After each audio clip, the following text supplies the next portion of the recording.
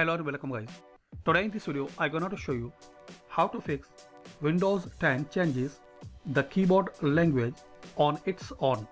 So first of all, to solve this error, go to Start and search Settings.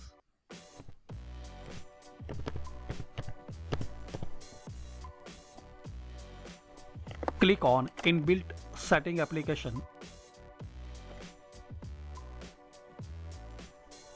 Now in here click on Devices. Now in here click on Typing.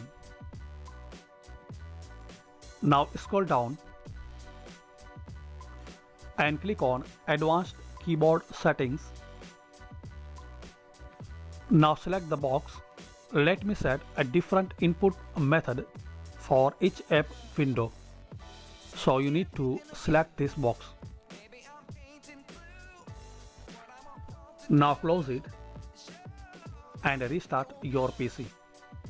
So I hope by this easy and simple method, this keyboard language changes error will be fixed.